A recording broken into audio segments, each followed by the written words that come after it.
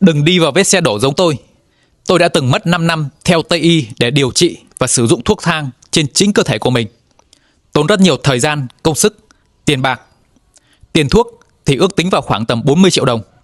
Thế nhưng cuối cùng, không có một căn bệnh nào của tôi mà thuốc Tây nó có thể là trị khỏi hoàn toàn được. Ngược lại, nó còn khiến cho bản thân của tôi bị thêm những căn bệnh mới do chính tác dụng phụ của thuốc Tây gây ra. Ví dụ, sau khi uống một đợt thuốc trị đau đầu thì là tôi bị viêm dạ dày, niêm mạc, hang vị, sung huyết. Sau khi tiêm vaccine và uống một đợt thuốc trị Covid thì là tôi bị nấm da, hắc lào. Nó rất là ngứa và khó chịu. Và sau khoảng 8 tháng uống thuốc kháng nấm thì là men gan của tôi nó bị tăng lên. Và tóc của tôi, các bạn có thể là nhìn thấy, nó đã rụng đi rất là nhiều từ cái đợt uống thuốc kháng nấm đó. Và sau khoảng 5 năm ròng rã trực tiếp sử dụng thuốc Tây trên chính cơ thể của mình như vậy, thì tôi nhận thấy được hai sự thật đen tối về thuốc Tây mà các công ty dược không muốn cho người bệnh được biết. Đó là: thứ nhất, thuốc Tây nó chỉ chăm tập trung xử lý phần ngọn, triệu chứng của bệnh, khiến cho người bệnh phải lệ thuộc vào thuốc, phải phụ thuộc vào thuốc, phải quay trở lại chỗ họ mua thuốc nhiều lần hơn. Và đôi khi người bệnh được khuyên rằng là phải sử dụng thuốc Tây suốt đời. Thật là vô lý. Thứ hai, trong thuốc Tây nó luôn luôn có chứa kèm theo chất độc, và nó sẽ làm hư hại, hỏng hóc các bộ phận, cơ quan ở trên cơ thể con người chúng ta. Mà theo cách nói giảm nói tránh của Tây y, đó chính là tác dụng phụ kèm theo.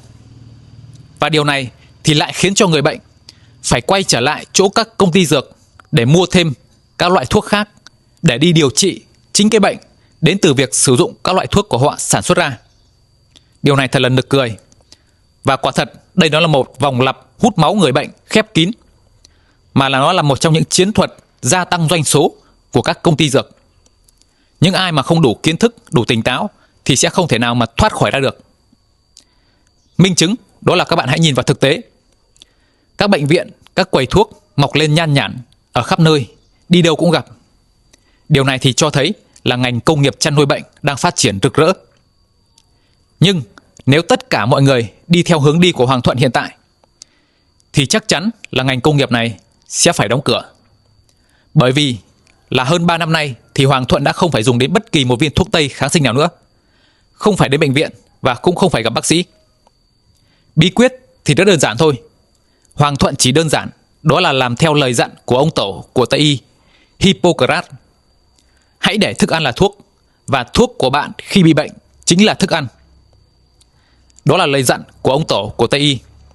Thế nhưng Tây y hiện tại thì đang nỗ lực, phấn đấu, cố gắng làm ngược lại hoàn toàn. Đó là thay đổi thức ăn của người dân bằng thuốc men. Còn lời tuyên thệ của các bác sĩ khi vào học trong trường y, đó là lời tuyên thệ Hippocrates như sau: tôi sẽ không trao thuốc độc cho bất kỳ ai, kể cả khi họ yêu cầu, và cũng không tự ý mình gợi ý cho họ. Thế nhưng hiện tại thì các bác sĩ đang thản nhiên, vô tư và rất là thoải mái kê đơn bán thuốc cho người bệnh, mặc dù trong đầu họ biết rõ rằng trong thuốc Tây có chứa chất độc. Và còn cha ông của chúng ta thì có dặn: vạn bệnh vào từ miệng, hay là bệnh tòng khẩu nhập. Hoàng Thuận chỉ đơn giản là điều chỉnh lại chế độ ăn uống cho nó đúng, lựa chọn những thực phẩm tốt, phù hợp với cấu tạo cơ thể con người chúng ta, loại bỏ những thực phẩm độc hại, thực phẩm công nghiệp, rồi kết hợp với việc là vận động, tập thể dục phù hợp, điều độ.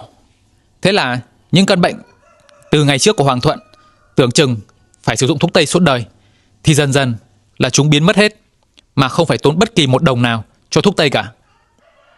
Tại sao lại như vậy?